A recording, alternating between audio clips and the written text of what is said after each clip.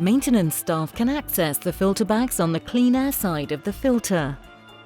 The leg spring is loosened and the filter bag, along with the spacer mat, can be removed.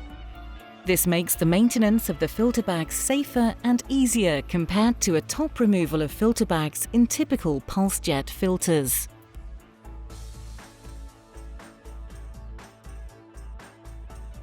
The roller bearings do not require greasing, making them maintenance-free.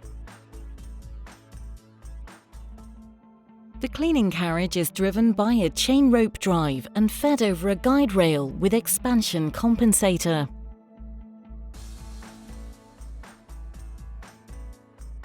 The cleaning carriage and the cleaning nozzle are positioned by a maintenance-free indexing disc.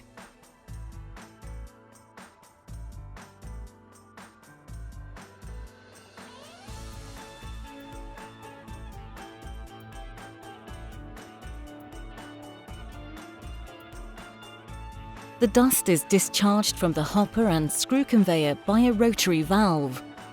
Below the rotary valve, conveying systems or big bags can be connected.